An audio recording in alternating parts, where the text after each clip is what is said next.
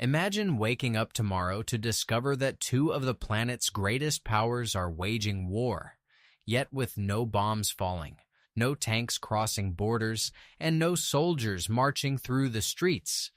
It seems impossible, but this war has already begun. While most people follow conflicts like those in Ukraine or the Middle East, a much larger struggle is playing out every day, one that is virtually invisible to those who do not follow geopolitics. The United States and China are vying for control of the 21st century, not just militarily, but economically, technologically, diplomatically, and even culturally. It is a war where a new chip can be worth more than a missile, where controlling a factory can be more important than conquering territory, and where a simple commercial decision can shift the global balance of power. For decades, the United States was the planet's leading economic, military, and technological power. After the Cold War ended, it seemed no country could challenge that position. But then, China emerged. In just a few decades, the country transformed from an agrarian economy into the world's factory. Today, practically everything passes through China. Cell phones, computers, cars, solar panels, batteries, medicines, and thousands of components essential to global industry. Meanwhile, Beijing was using its profits to invest in infrastructure, technology, artificial intelligence, the military-industrial complex, and international expansion. When Washington realized the scale of this growth, concern set in. The United States understood that it was facing more than just an economic competitor. It was up against the only country capable of challenging its global leadership. And that is precisely where the so-called silent war began. Without an official declaration, without treaties, without a single shot fired, yet with consequences capable of affecting the entire planet. From that moment on, every decision had a clear objective: to contain China's growth before it was too late. In the next few minutes, you'll understand how this rivalry has spread across oceans, factories, laboratories, and satellites, and even into your own pocket. Because, without you even realizing it, this war is already influencing the prices of the products you buy, the technology you use, and even the future of the global economy. And the most striking part, it's only just beginning. If there is one place where this silent war is most evident, it is on the map. One need only look at East Asia. China possesses one of the world's largest populations, a massive economy, and a rapidly growing military. Yet there is a detail that completely changes the game. The majority of its trade relies on the sea. More than 80% of China's energy imports, including oil and natural gas, arrive via maritime routes. Likewise, a significant portion of Chinese exports must cross the Pacific and Indian Oceans to reach international markets. And that is precisely where the United States comes in. Since the end of World War II, the U.S. has built a vast network of military bases across the Indo-Pacific region. These bases did not appear by chance. They occupy strategic positions that allow for the monitoring and, if necessary, control of the region's key maritime routes. To the north lies Japan, where thousands of U.S. military personnel have been stationed for decades. Further south is South Korea, another key Washington ally, which hosts U.S. troops and advanced defense systems. Moving across the Pacific, we find Guam, a U.S. territory transformed into a veritable military fortress equipped with strategic bombers, nuclear submarines, and anti-missile systems. In the Philippines, the United States has recently expanded access to military bases near the South China Sea and the Taiwan Strait. Meanwhile, Australia has begun hosting an increasing number of U.S. troops and is participating in joint programs to develop nuclear-powered submarines. When these points are connected on a map, many analysts argue they form a sort of strategic ring around China. This does not mean the country is completely encircled or blockaded. However, it does mean that in the event of a military crisis, Washington would possess a massive capacity to respond rapidly from virtually every side of Chinese territory. This positioning also serves as a powerful form of deterrence. In other words, the message sent to Beijing is clear. Any military move will be met with an immediate response. But this encirclement goes far beyond military bases. In recent years, the United States has strengthened key alliances. One of them is the so-called Quad, comprising the United States, Japan, India, and Australia. Although the group officially speaks of economic cooperation, maritime security, and regional stability, many experts view the Quad as a direct counterweight to China's growing influence. Another agreement that drew attention was AUKUS, involving the United States, the United Kingdom, and Australia. This pact entails the sharing of highly sensitive military technologies, including nuclear-powered submarines. In practice, this significantly increases the military presence of allied nations in China's vicinity. At the same time, U.S. ships constantly conduct operations known as freedom of navigation in the South China Sea. These missions aim to demonstrate that the United States does not recognize Chinese territorial claims over much of the region.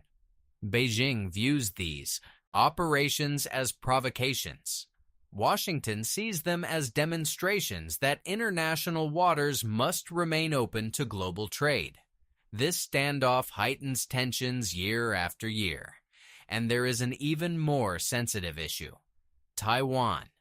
The island, located less than 200 kilometers off the Chinese coast, has become the primary flashpoint between the two powers.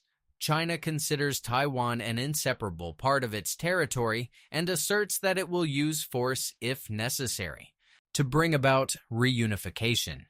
Meanwhile, the United States maintains a strategic policy of supporting Taiwan's defense capabilities by supplying military equipment and reinforcing its own presence in the region.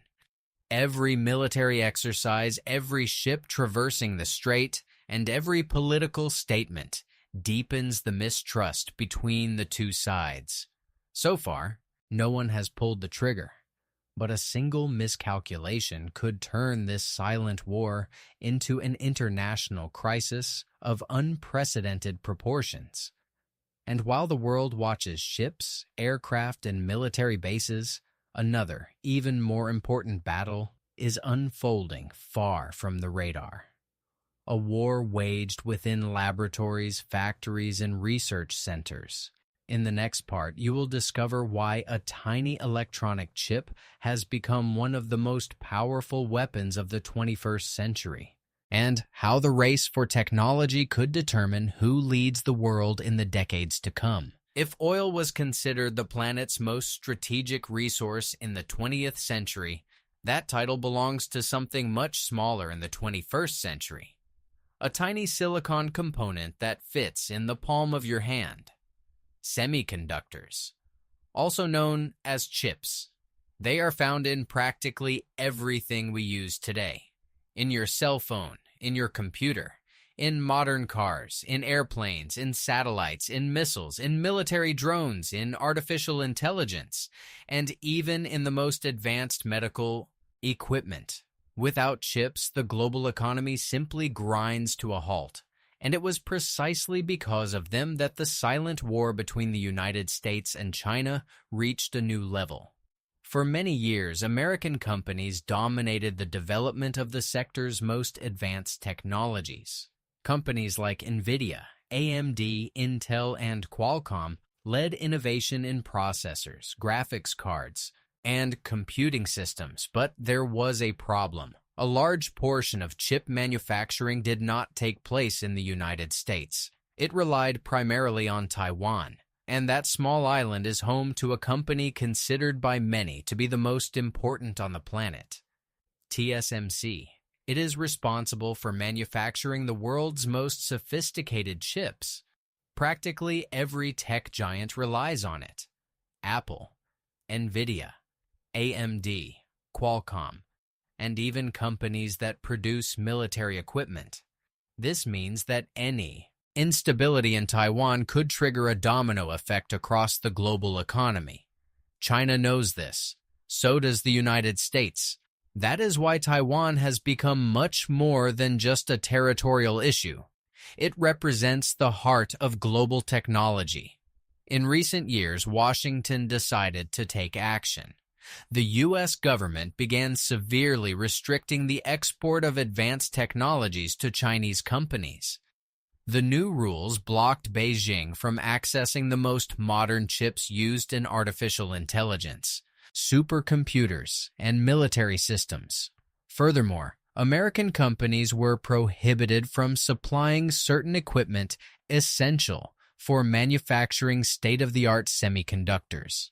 The goal was simple: to slow down the pace of China's technological advancement. Beijing interpreted this as a direct attempt to hinder its development.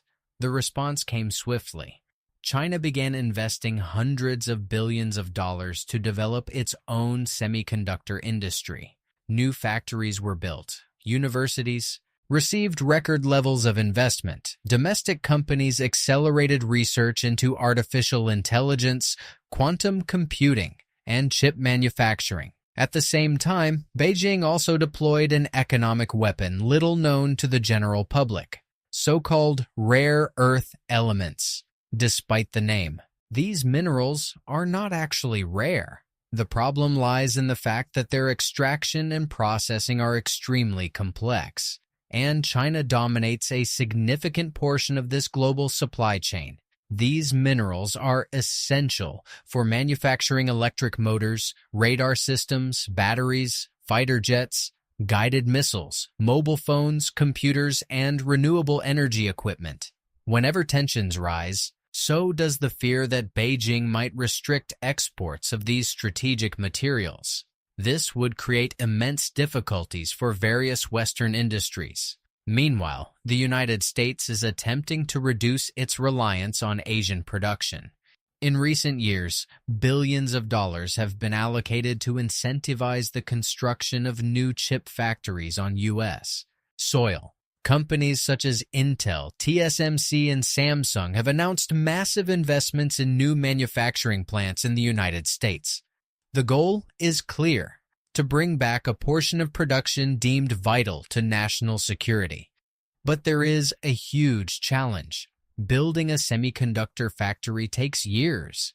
It requires billions of dollars, and it relies on extremely sophisticated equipment, produced by only a handful of companies worldwide. In other words, even with all these investments, global dependency will persist for quite some time. Meanwhile, an even more intense technological race is unfolding behind the scenes. Artificial intelligence. Whoever masters this technology could lead not only the economy, but also modern warfare, medicine, industry, and virtually every strategic sector on the planet. That is why the United States and China are investing massive sums in research, high-performance computing, and the development of new algorithms. Today, this contest has moved beyond the purely economic realm. It has become a race for 21st century technological supremacy, and whoever wins this race could define the rules of the world for decades to come. But this silent war is not fought solely with armies and technology. There is another equally powerful front: money. For centuries, major wars were won with larger armies and more powerful weapons. But in the 21st century, there is a weapon capable of causing massive damage without destroying a single city: the economy. The United States and China discovered that, often, applying financial pressure on an adversary can be more effective than confronting them on the battlefield. And that is exactly what began to happen in 2018. That year, the U.S. government accused China of trade practices deemed unfair, such as state subsidies, market barriers, and intellectual property violations. The response came in the form of import tariffs. Billions of dollars worth of Chinese goods were subjected to tariffs upon entering the United States. Beijing reacted immediately. It also raised tariffs on American products, hitting U.S. farmers, manufacturers, and various companies. The so-called trade war was officially born. For months, the two countries exchanged increasingly aggressive economic measures. Each new tariff drove up product costs, disrupted supply chains, and created uncertainty for investors worldwide. Multinational companies began to realize that relying exclusively on China could pose a risk. Many decided to diversify their production. Factories were relocated to countries such as Vietnam, India, Mexico, and Indonesia. This move became known as China Plus One, a strategy that seeks to maintain operations in China while reducing reliance on a single country. At the same time, the United States began encouraging friendshoring. In practice, this means concentrating supply chains in countries considered political and strategic allies. The logic is simple. If a conflict were to occur, it would be far safer to rely on trusted partners than on a potential rival. But the economic war did not stop at tariffs. Washington began using another extremely powerful tool: financial sanctions. Chinese companies deemed to have ties to the military sector or state surveillance began facing restrictions on doing business with U.S. firms. Investors faced limitations on putting capital into certain Chinese companies, and some tech giants such as Huawei began struggling to purchase essential components made by U.S. suppliers. The impact was immediate. Projects were delayed, production lines had to be adapted, and China further accelerated its efforts to develop its own technologies. Beijing also sought to reduce its reliance on the Western-dominated financial system. For decades, the U.S. dollar has been the primary currency used in international trade. To this day, a large share of global transactions is conducted in dollars. This gives the United States a massive strategic advantage. Whenever Washington imposes financial sanctions, companies and banks worldwide must carefully weigh whether to continue doing business with the targeted country, risking the loss of access to the U.S. financial system. China recognizes that this dependency represents a vulnerability. Consequently, it has been encouraging the use of the yuan in international agreements, expanding partnerships with various countries, and creating alternative payment mechanisms to diminish the dollar's influence. Although the dollar remains the leading global currency, this trend demonstrates that Beijing is taking a long-term view. Another key arena in this rivalry is the so-called New Silk Road, or Belt and Road Initiative. Through this massive project, China finances ports, railways, highways, and infrastructure works in dozens of countries across Asia, Africa, the Middle East, Europe, and Latin America. Beyond boosting trade, these investments expand China's political and economic influence worldwide. In response, the United States and its allies have also launched infrastructure and financing programs to offer alternatives to countries seeking investment, thereby reducing reliance on Chinese projects. Thus, the contest has evolved beyond a simple standoff between Washington and Beijing. It has come to involve governments, companies, and economies across virtually every continent. Today, many countries are trying to balance their relations with the two powers. They want to maintain good trade relations with China while also preserving political and military alliances with the United States. However, maintaining this position is becoming increasingly difficult because as the rivalry intensifies, so does the pressure on each country to choose a side. And there is a new arena where this competition could shape the future of humanity. It is not at sea, nor in the stock markets, nor in the factories. It is in space. When we think of space exploration, it is common to picture astronauts, rockets, and scientific missions. But behind this inspiring image lies a much more strategic reality. Space has become one of the most important arenas of competition between the United States and China. Whoever controls space will gain military, economic, and technological advantages that could define the balance of power for decades to come. For a long time, the United States dominated virtually every major space achievement. They were the first to put a man on the moon. They created the GPS system, used daily by billions of people. They developed spy satellites capable of observing virtually any region of the planet, and they built a massive space infrastructure to support their armed forces. But China has changed that landscape. Over the last 2 decades, Beijing has invested billions of dollars in its space program. The country has launched hundreds of satellites. It built its own space station, Tiangong. It carried out missions to the moon. It collected lunar soil samples. It sent a rover to Mars. And it announced ambitious plans for future crewed missions to Earth's natural satellite. All of this within an impressively short time frame. While these projects hold great scientific value, they are also of immense strategic importance. Today, virtually all modern military operations rely on space. Satellites guide missiles. They navigate ships. They coordinate fighter jets. They enable secure communications between commanders. They detect enemy movements. And they provide real-time imagery of any region on the planet. Without satellites, many modern armies would lose a significant portion of their operational capability. That is why both the United States and China have been developing technologies capable of protecting their own space systems while simultaneously neutralizing those of their adversary. Experts believe that both countries are researching anti-satellite weapons. Some utilize missiles launched from Earth.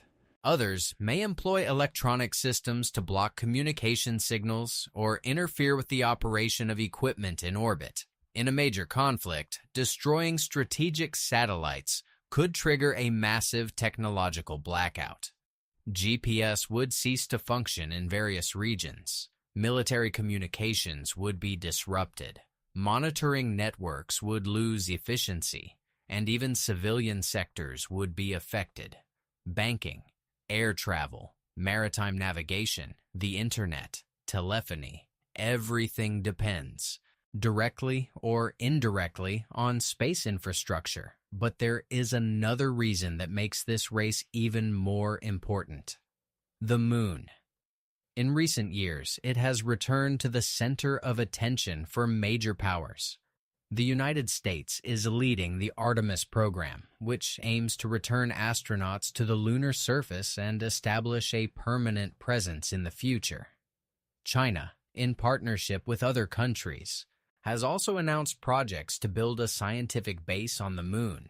The competition is not just about prestige. Experts believe that lunar soil could offer extremely valuable resources. Among them is helium-3, an element rare on Earth, and considered promising for future nuclear fusion technologies. Furthermore, controlling strategic points on the moon could facilitate future missions to Mars and expand the human presence in deep space. The country that establishes robust infrastructure first could gain scientific, economic, and technological advantages that would be difficult to surpass. Meanwhile, private companies have also begun to play a decisive role. In the United States, companies like SpaceX have revolutionized the space sector, drastically reducing launch costs and increasing the capacity to place satellites in orbit. This advancement further strengthens the American position, as many of these technologies can also be used for military and strategic applications.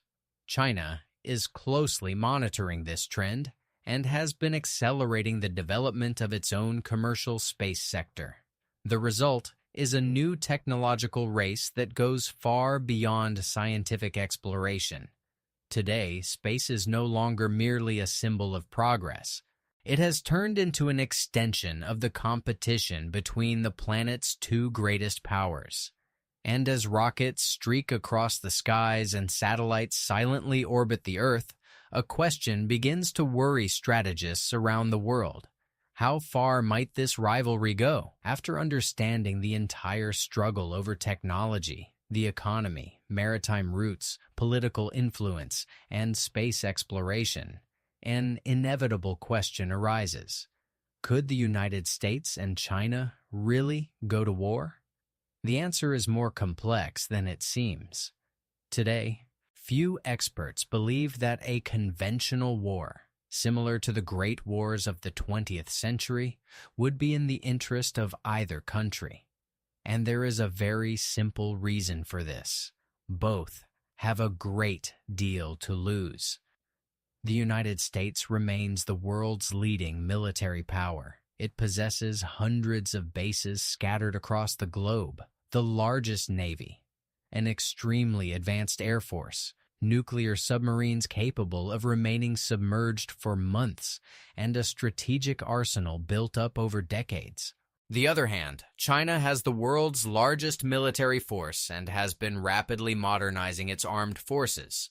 Over the last 20 years, the country has launched new aircraft carriers, destroyers, fifth-generation fighter jets, submarines, and hypersonic missiles. Furthermore, it has developed systems known as A2AD, an acronym for Anti-Access Area Denial. In practice, these systems aim to make it difficult for enemy forces to operate near Chinese territory. This means that any attempt at military intervention near China's coast would be extremely risky. But there is an even more important factor: nuclear weapons. The United States and China possess nuclear arsenals capable of causing destruction on an unimaginable scale. Although the American arsenal remains significantly larger, China has been rapidly expanding its nuclear deterrence capabilities. In practice, this creates a dangerous balance. Any large-scale attack could trigger a devastating response. It is precisely this fear that helps prevent a direct conflict. During the Cold War, the United States and the Soviet Union never engaged in direct combat, precisely because both sides knew there would be no winner. Today, many analysts believe that the relationship between Washington and Beijing follows a similar logic. Instead of open warfare, the world is witnessing indirect conflicts. Economic sanctions, cyber attacks, espionage, diplomatic pressure, trade disputes, technological races, influence over allied nations. All of this allows for weakening the adversary without crossing the line that could lead to all-out war. But there is an extremely delicate point: Taiwan. Many experts still consider the island the most dangerous place on the planet. If China decides to use military force to seize control of the island, the United States could face one of the most difficult decisions in its recent history. Intervening would mean risking a direct confrontation with the world's second-largest military power. Not intervening could undermine its credibility with allies such as Japan, South Korea, the Philippines, and Australia. That is why both governments seek to maintain a delicate balance. They demonstrate strength. They conduct military exercises. They deploy naval vessels. They test new weaponry, but they avoid crossing certain lines. Meanwhile, another race is underway: the race for artificial intelligence. Experts believe that AI could completely transform modern warfare. Systems capable of automatically identifying targets, autonomous drones, instant analysis of vast amounts of data, machine learning-based cyber defense. Whoever leads this revolution could gain a strategic advantage comparable to the invention of gunpowder or nuclear energy. That is why the United States and China are investing hundreds of billions of dollars in technological research. They are not merely competing over who has the best computers. They are competing over who will control the future. Ultimately, this so-called silent war is not just a dispute between two governments. It influences the prices of the products we buy, the technologies we use, the jobs that are created, the companies that dominate the market, and even the international political balance. We may never see an outright war between the United States and China, but that does not mean the conflict is any less important. Quite the opposite. It is already shaping the world we live in, and it will likely continue to define the 21st century. If you've made it this far, you've likely realized that today's biggest battles aren't always fought with bombs or soldiers. Many of them take place behind the scenes, involving technology, the economy, information, and strategy. Now, I'd like to know your opinion. Do you think the United States and China will manage to keep this rivalry confined to the economic and technological spheres? Or do you believe a military conflict is inevitable? Leave your answer in the comments. I'd love to hear what you think. If you enjoyed this video, please hit the like button, subscribe to the Vector One channel, and turn on notifications so you don't miss future content on geopolitics, military strategy, and the events shaping the future of the world. Thanks for watching, and see you in the next video.